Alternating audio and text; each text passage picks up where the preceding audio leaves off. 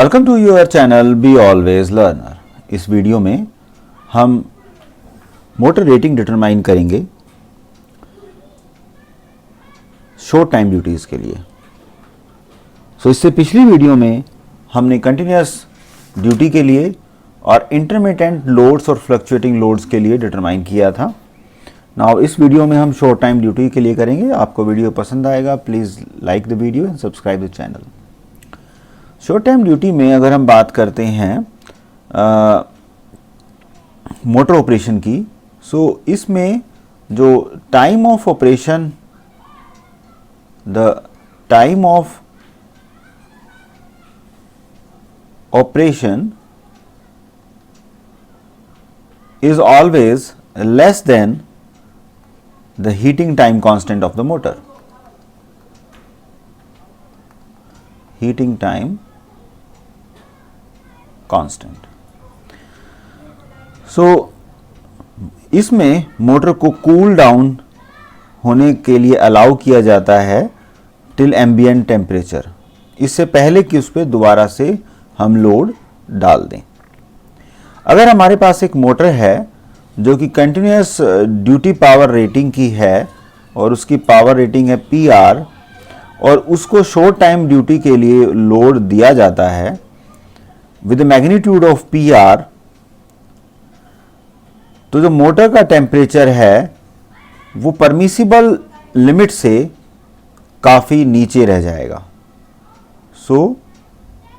यहाँ पर motor temperature maximum achieve होगा इस केस में और यहाँ पर आएगा। इसको हम बोल सकते हैं बी कर्व, जहाँ पे हमने PR लोड मोटर को दिया है as far as continuous rating is there. इस कर्व में यहाँ हमारे पास परमिसिबल लिमिट इतनी थी, लेकिन हमारा जो मैक्सिमम टेम्परेचर यहाँ तक राइज हुआ, तो इस केस को हम बोल सकते हैं दैट इज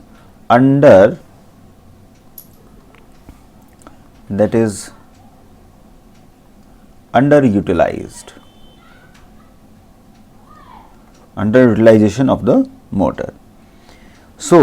Therefore मोटर को लोड किया जा सकता है with A factor of overloading factor. हम यहाँ एक नया फैक्टर इंट्रोड्यूस कर रहे हैं यहाँ पर, that is overloading factor denoted by K।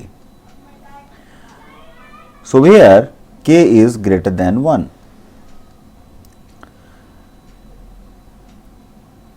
इसको इतना ओवरलोड किया जाए मोटर को कि वो मैक्सिमम टेम्परेचर राइज हो पाए परमिसिबल लिमिट तक, यहाँ तक। तो उस केस में कर्व क्या बनेगा? उस केस में जो कर्व बनने वाला है वो कुछ ऐसे बनेगा, right. It is cool down, right. That is a curve, और ये ए कर्व क्या होगा? मोटर को यूटिलाइज करेगा बिकॉज हमने उस पर ओवरलोडिंग और कर दिया है। जब duration of running period in this kind of duty cycle, जब हम उसको ओवरलोडिंग बाय फैक्टर K कर रहे हैं, तो पावर जो होगी हमारी, वहां हमने ओवरलोड किया by K factor PR for a duration of TR, यानी कि हमने पहले PR उस पर लोड डाला था और फिर उसके बाद KPR उस पर लोड डाला, ओवरलोड किया by factor K with the duration of time TR। जो हम प्रीवियसली इक्वेशन ड्रॉन कर चुके हैं उसी को यहाँ फोकस कर रहे हैं कि theta PR is equal to theta SS 1 minus e raise the power TR divide by tau, right. ये इक्वेशन हम ड्रा कर चुके हैं, जहां पर हमने कहा कि जो आपका मोटर का टेम्परेचर है, ठीक है, मोटर का जो टेम्परेचर है वो एम्बिएंट टेम्परेचर रीच कर रहा है, but here you are having the temperature 0। जो प्लस में फैक्टर था दैट इज बिकम 0। हमारे पास ये इक्वेशन बनी। इसका डेरिवेशन का जो वीडियो है वो हम रेफरेंस में देंगे आपको। Here we can write the theta SS by theta PR, the permissible temperature value can be written as, इसको हम लिखेंगे 1 by 1 minus e raised to power TR and divide by tau, heating time constant, right? So ऐसे हम इसको लिख सकते हैं। अब यहाँ पर जो थीटा एस एस है वो स्टडी स्टेट टेम्परेचर राइज है, जो कि अटेन होगा, कब अटेन होगा, जब हम मोटर को ओवरलोड करेंगे बाय द फैक्टर ऑफ के, राइट? सो के पी आर, जब उससे हम लोड लेंगे on the continuous basis, this is on the continuous basis. जो परमिसिबल हमारे पास लिमिट है that is theta P R for the temperature is also the steady state rise temperature attained by the motor operates with a power PR, that is again on the continuous basis, that is this। और अब दोनों cases में हम बात कर रहे हैं यहाँ पर कंटिन्यूस बेसिस पे, जो लिखना जरूरी है, तो कंटिन्यूस बेसिस पे हम पावर ड्रॉन कर रहे हैं यहाँ पर, ठीक है। So if the motor loss, दोनों केस में अलग अलग होगा motor loss. So if the motor loss for the power P R, for the power P R B, क्या लॉसेस होंगे, that is P1R and P1S। These are the losses जब हम motor से ड्रॉ करेंगे P R power, right? And we can also write the theta SS divided by theta PR, that is equal to P1S divided by P1R। और यहाँ पे अगर हम देखें तो ये रिलेशन है इसके equal, so it is 1/1 minus e raised to power TR by tau। Now from here we can write, let us take कि P1R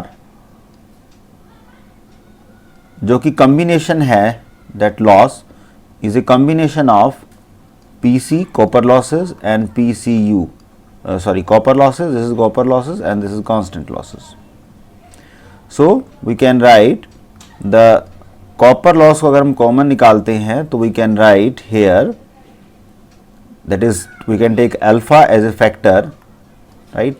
And here we can write alpha is equal to PC by PCU, we can write like this, right? So PC यहाँ पर अगर हम बात करें that is independent to the load and PCU is a dependent upon the load। Another factor P1S, there is another factor is there, here we are considering is P1S, that is equal to again copper loss plus PCU। और ये loss हमारे पास कब था, ये loss जब था जब उसको हमने ओवरलोड किया था। So that is PC plus PCU by a factor of K, we are loading it, so PR, the complete square of this। So that is equal to PC plus PCU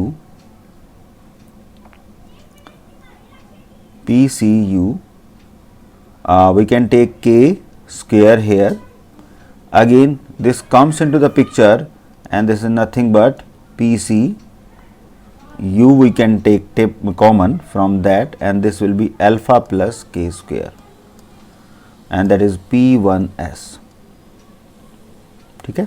जब हमने इसको KPR के लिए loss load किया, so when it is loaded by the KPR, so this is on this basis, right?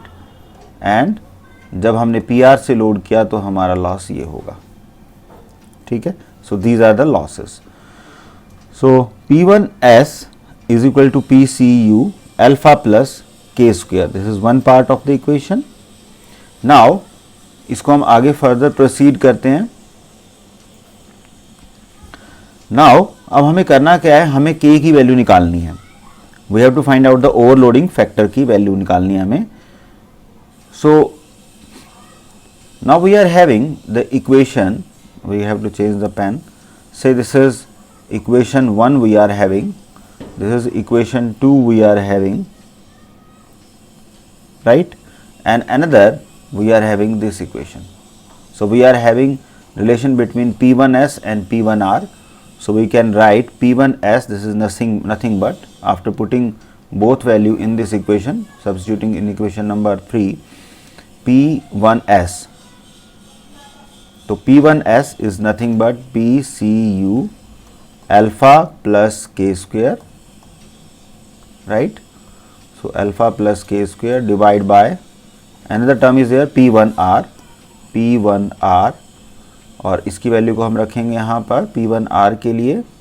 So we will have PCU alpha plus 1, and this ratio is equal to 1 over 1 minus e raised to the power TR by tau. There is negative sign, right. So this and this cancel out. Now what we are having K square is equal to, this will be on the upper side, alpha plus 1 divided by 1 minus TR by tau, and this will be here, and this there is a alpha term which is comes out to be here minus alpha, and now this K square will be removed from here, and this will be the square root on this side, right. So this is the value of K, the overloading factor. So this equation calculates the overloading factor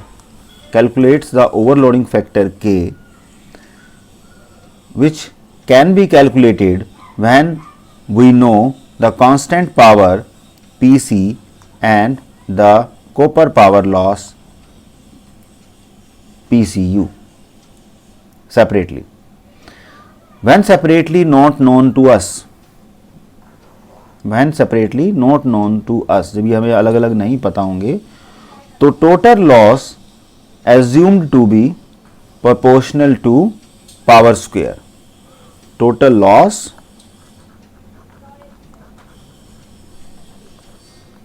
is proportional to the power square. By assuming that this alpha is 0, जब हमें दोनों separately known नहीं होंगे, तो alpha is assumed to be 0, and this relation will comes into the picture. जब भी आप numerical analysis या designing का part करेंगे तब.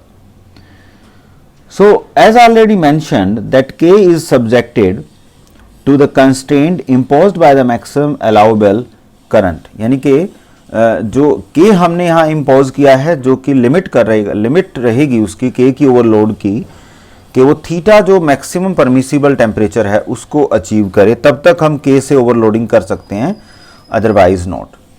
तो this is the derivation for finding out the value of K for the short time duty. This is a small derivation.